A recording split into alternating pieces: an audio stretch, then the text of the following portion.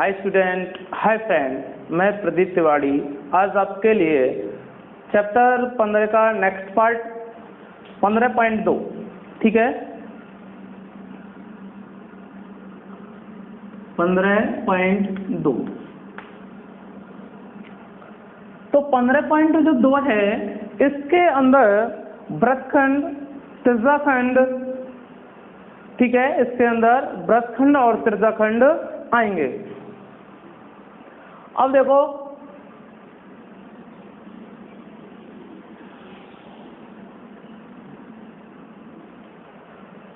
सबसे पहले हम बात करते हैं चाप की।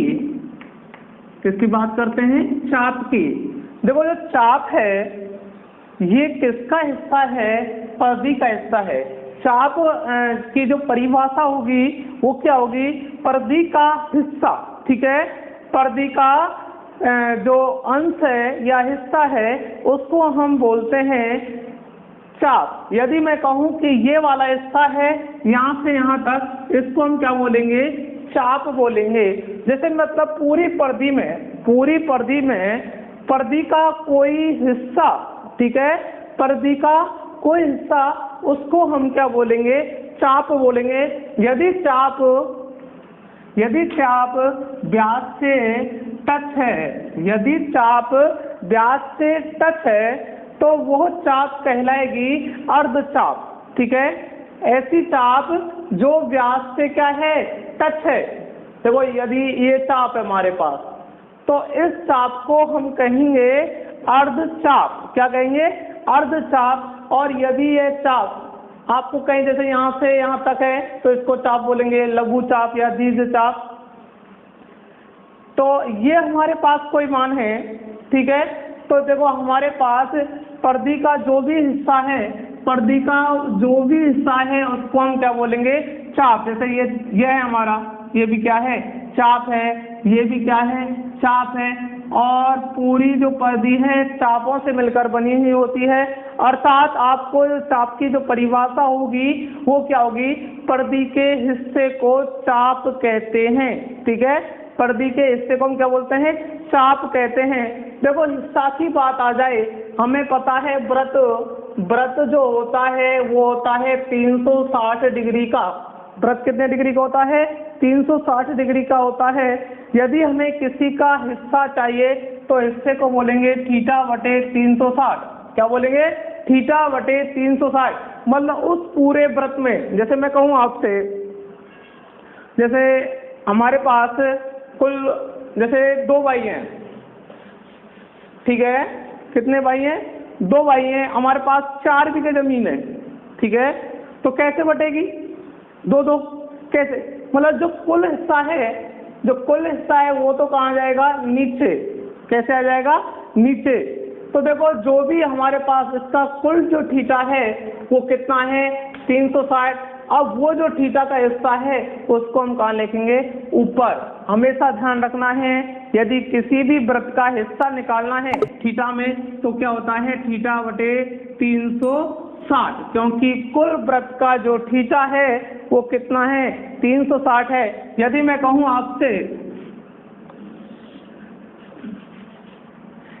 कहूँ कि आपसे कि जो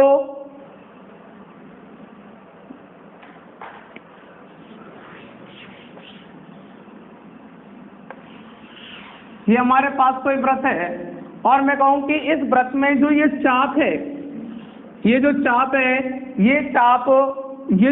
है केंद्र से आंतरित हो, ठीक है।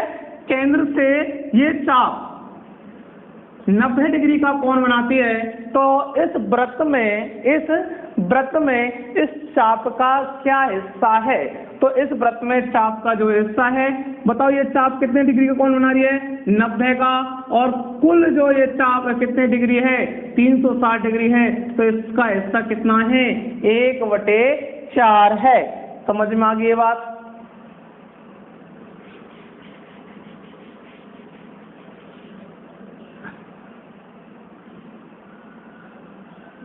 जैसे ये चाप है पूरी यहाँ से यहाँ तक, तो यहाँ से यहाँ तक ये चाप हमारी 180 डिग्री की चाप है, 180 180 डिग्री की चाप है। ये चाप हमारी कितने डिग्री की है? 180 डिग्री की चाप है। तो बताओ कि इस चाप का हिस्सा इस वृत्त में की जो परिधि है उसमें कितना है? हमें पता है कि इस चाप का जो हिस्सा है कितना है? 180 डिग्री है, ठीक है, बटे कितना आ जाएगा? 360। यदि हमें चाप का नहीं पता कि ये कितने डिग्री पर है तो हमेशा उसको लिखते हैं थीटा बटे 360, क्योंकि थीटा का मतलब है कि इस चाप का वैल्यू है वो हमें नहीं पता है, इसलिए इसको हमने क्या लिख दिया? थीटा। और पूरा जो वृत्त है उसका थीटा 360 डिग्री होता है। जिसकी हमें हिस्सा निकालना हो उसको तो ऊपर लिखते हैं और कुल को नीचे लिखते हैं। जैसे मैंने अभी बताया था आपको, जैसे एक खेत है, ठीक है, एक खेत है पूरा, एक खेत है अपना पूरा 8 बीघे का, ठीक है, एक खेत है हमारे पास कितने बीघे का? 8 बीघे का खेत है। और इसको, ठीक है, इसको हमें 2 बराबर भागों में बांटना है। 2 भाई हैं, इसको बराबर भागों में बांटना, हमें पता है कि उसका हिस्सा कितना आएगा, ठीक है। उसका देखो मैं कहूँ कि ये देखो ये खेत है हमारे पास, ठीक है, इस खेत को हमने बांट दिया है, इस खेत को हमने क्या कर दिया है? बांट दिया है। और मैंने कह दी कि ये 4 बीघे, ठीक है, ये कितना है? 4 बीघे, और ये भी कितना है? 4 बीघे। हमें कोई मतलब नहीं ये कितना है, ये कितना है? 4 बीघे है। यदि मैं चलो इसको 4 बीघे ना कहकर इसको मैंने कह दिया ये 2 बीघे है, तो बताओ इस खेत में, इस पूरे खेत में इसका कितना हिस्सा है? ठीक है, ये पूरा हमारा खेत है 8 बीघे का, पूरा खेत कितने का है? 8 बीघे का है। और मैं कह दिया आपसे कि ये हिस्सा मुझे किसी को देना है और ये 2 बीघे है, तो बताओ इस खेत में इसका कितना हिस्सा था? तो हमें पता है कि कुल तो हम कहाँ लिखते हैं? नीचे। कितना है? 8 बीघे, और ये कितना है? 2। तो ये जो हिस्सा था वो कितना था? 1/4 हिस्सा था। कितना था? 1/4। उसी प्रकार से हमने किया है व्रत वाला, कि हमें पता है कि पूरे व्रत का जो थीटा होता है वो 360 डिग्री होता है। यदि आपसे व्रत में कभी भी हिस्सा की बात आ जाए तो क्या होगा? θ/360। यदि आपको व्रत में ध्यान रखना है, यदि आपको व्रत में हिस्से की बात आ जाती है तो हिस्सा होता है θ/360, क्योंकि हिस्सा हमें नहीं पता कितने डिग्री का है, ठीक है, हिस्सा में नहीं पता है कितने डिग्री का है, इसलिए थीटा लिख दिया। पता है तो थीटा का मान रख दें बटे 360। 360 के लिखा है क्योंकि व्रत की जो व्रत का जो टोटल जो थीटा होता है वो होता है 360। तो जो चाप की जो परिभाषा है वो क्या हो जाएगी? व्रत की परिधि का हिस्सा, व्रत की परिधि का हिस्सा या अंश को चाप कहते हैं। अब देखते हैं, ये हमारे पास व्रत है। अब मैं कहूं कि इस चाप का फॉर्मूला क्या होगा, तो हमको पता है जो चाप है किसका हिस्सा है? परिधि का हिस्सा है। जो चाप है किसका है हिस्सा? परिधि का हिस्सा है, इसलिए आपको परिधि का फॉर्मूला लिखना होगा। ये जो चाप मैंने कहा है ये चाप है, तो ये चाप किसका हिस्सा है? परिधि का हिस्सा है, इसलिए परिधि का फॉर्मूला लिखेंगे हम सबसे पहले 2πr, ठीक है। चाप किसका हिस्सा है? परिधि का हिस्सा है। यदि आपसे बात करें तो चाप किसका हिस्सा है? परिधि का हिस्सा। अब हमें पता है परिधि का फॉर्मूला 2πr का मतलब गुना हिस्सा कौन सा है? हिस्सा का फॉर्मूला मतलब भाग, ठीक है, भाग या अंश किसका है? अब हमको पता है भाग या अंश की बात आ जाए तो उसमें क्या होता है? θ/360। तो बताओ चाप का फॉर्मूला क्या हो जाएगा? 2πr θ/360। समझ में आ गया होगा? एक बार दोबारा से मैं बता देता हूं। हमें निकालना है चाप, ठीक है। चाप किसका हिस्सा है? परिधि का हिस्सा है। दिख नहीं रहा, चाप किसका हिस्सा है? परिधि का। यदि अंदर कुछ होता तो वो किसका हिस्सा होता? क्षेत्रफल का हिस्सा होता, लेकिन यह किसका हिस्सा है? परिधि का हिस्सा है। तो हमने परिधि का हिस्सा है तो इसलिए हम फॉर्मूला लिखेंगे परिधि का। तो परिधि 2πr हिस्सा है, इसलिए θ/360। तो जो चाप का जो फॉर्मूला हो जाएगा वो हो जाएगा 2πr θ/360। कोई दिक्कत किसी को? अब हम बात करते हैं, इसकी शॉर्ट स्किल ले लें, फिर मिटा लूंगा मैं इसको।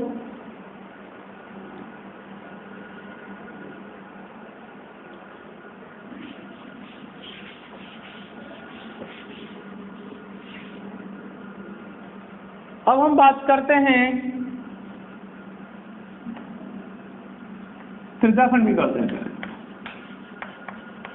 त्रिज्याखंड,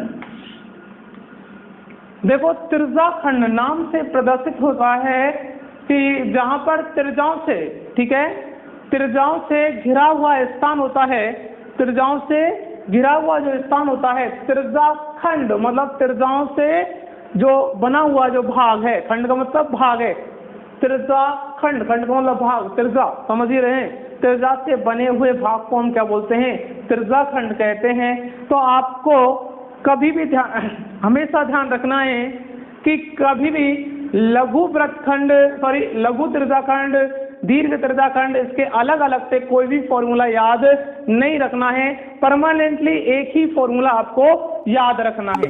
कोई दिक्कत किसी को? अब हमको पता है ये है हमारे पास,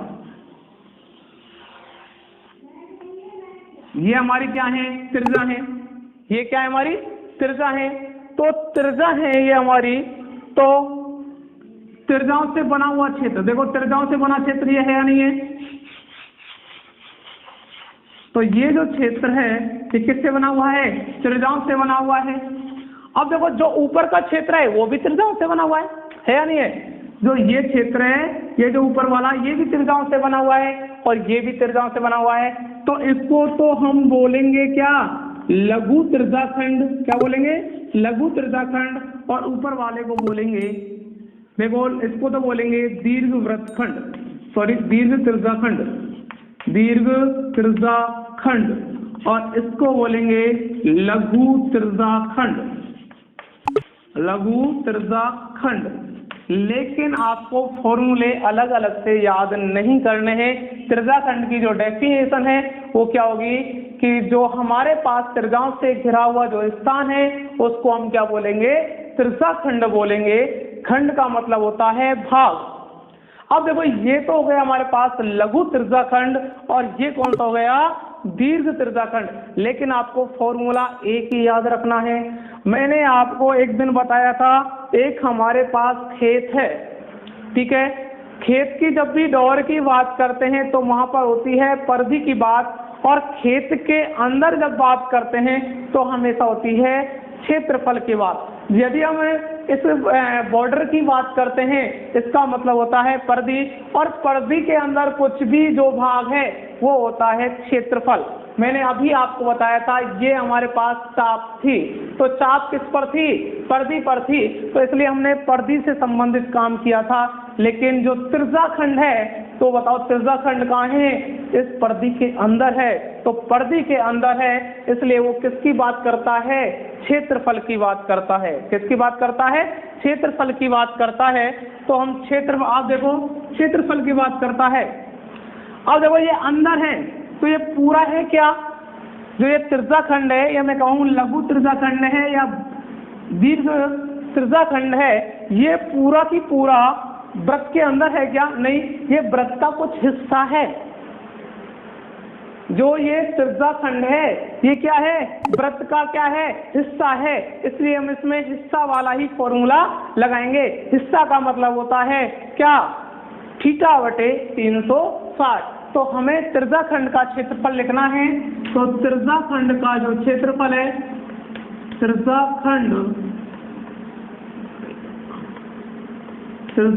का क्षेत्रफल, त्रिज्याखंड का क्षेत्रफल ये वाला। तो बताओ ये किसका हिस्सा है? वृत्त का क्षेत्रफल का हिस्सा, यानी वृत्त के अंदर पूरा क्या है, वृत्त के अंदर जो कुछ भी होता है वो क्या होता है, क्षेत्रफल होता है। इसलिए क्या इसका हिस्सा है, वृत्त के क्षेत्रफल का हिस्सा है। देखो जो ये हिस्सा है, पहले मैंने ये बताया था आपको, ये किसका हिस्सा था, चाप परिधि का हिस्सा था। ये किसका हिस्सा था, परिधि का हिस्सा था। और ये जो त्रिज्याखंड है ये किसका हिस्सा है, क्षेत्रफल का हिस्सा है, क्योंकि वृत्त के अंदर क्षेत्रफल होता है। तो ये किसका हिस्सा है, क्षेत्रफल का हिस्सा है। तो क्षेत्रफल का हिस्सा है तो वृत्त का क्षेत्रफल का फॉर्मूला पाई आर स्क्वायर क्या होता है, पाई आर स्क्वायर। ठीक है, पाई आर स्क्वायर। वृत्त का क्षेत्रफल क्या होता है, पाई आर स्क्वायर। हिस्सा है इसलिए हम इसको क्या लिखेंगे, थीटा बटे 360। समझ में आ गई होगी। त्रिज्याखंड का जो क्षेत्रफल का जो फॉर्मूला होगा वो क्या होगा, पाई आर स्क्वायर थीटा बटे 360। समझ में आ गया होगा कि पाई आर स्क्वायर हमने क्यों लिखा है, क्योंकि यहाँ पर ये क्षेत्रफल का हिस्सा था इसलिए हमने पाई आर स्क्वायर लिखा था। और जो चाप थी हमारी, तो चाप किसका हिस्सा था, चाप हमारा था किसका, परिधि का, इसलिए हमने क्या लिखा था, 2 पाई आर। देखो इसका एक फॉर्मूला और होता है 1/2 एल आर। ठीक है, क्या होता है, 1/2 एल आर। जिसने भी ऑफलाइन क्लास ली होगी वो तो 1/2 एल आर को भूल ही नहीं सकता। ठीक है, मैंने आपको बहुत शानदार तरीके से बताया होगा। ठीक है, आधी लाभ त्रिज्याखंड का जो फॉर्मूला होता है, मैं हमेशा इसको 1/2 एल आर नहीं बोलता हूँ, इसको बोलता हूँ आधी लार। 1/2 का मतलब होता है आधा और एल आर का मतलब लार। तो जो त्रिज्याखंड है, ठीक है, त्रिज्याखंड है वो क्या, उसका फॉर्मूला क्या हो जाएगा, पाई आर स्क्वायर थीटा बटे 360 या 1/2 एल आर। यहाँ पर एल का मतलब होता है चाप। जब भी आपको चाप दी हुई होती है तो हम कौन सा फॉर्मूला लगाएंगे, 1/2 एल आर। समझ में आ गया होगा। अब हम बात करते हैं वृत्तखंड की। इसको शॉर्ट स्किल लें।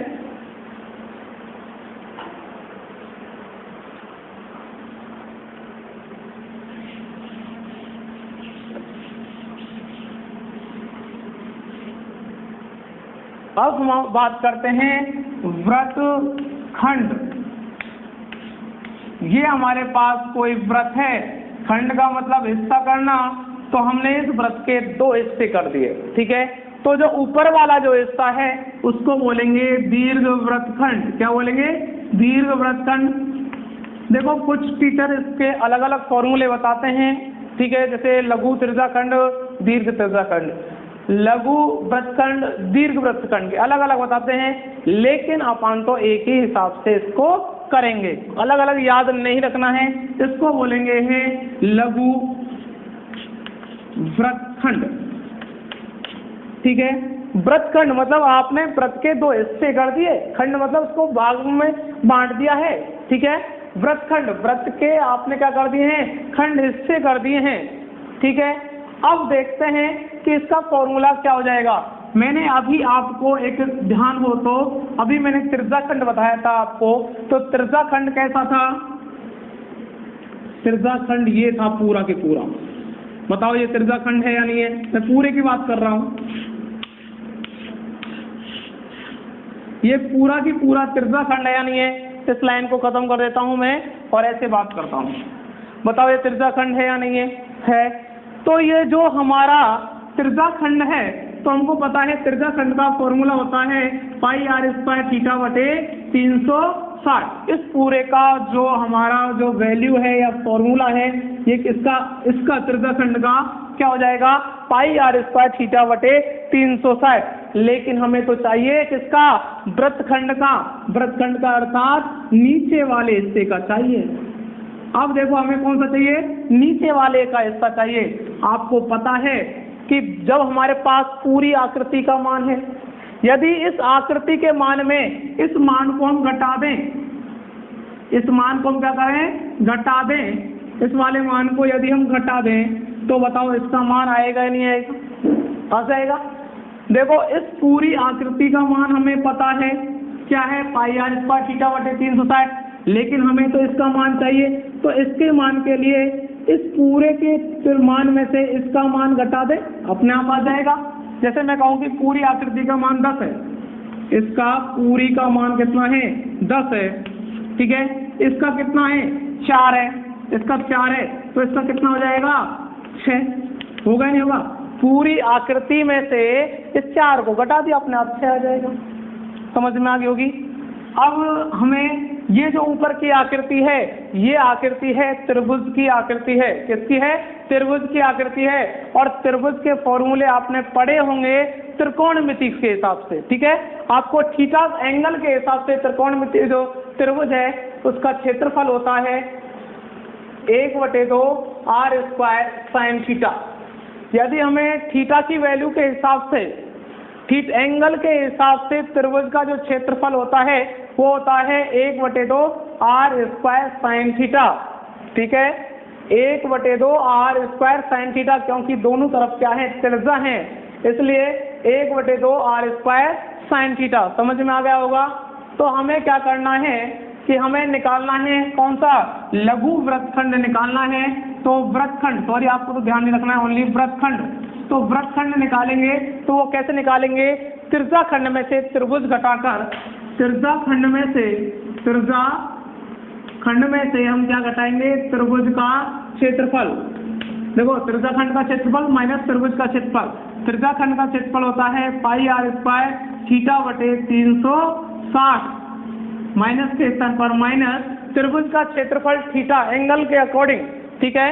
एंगल के अकॉर्डिंग होता है जब इसका फॉर्मूला क्या होता है 1/2 r² sin थीटा।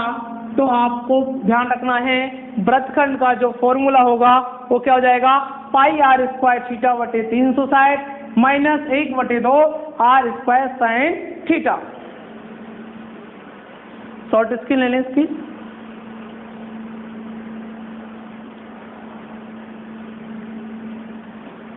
और कल मैं आपको प्रश्न कराऊंगा, 1-2 प्रश्न करने की कोशिश करें 15.2 के, ठीक है।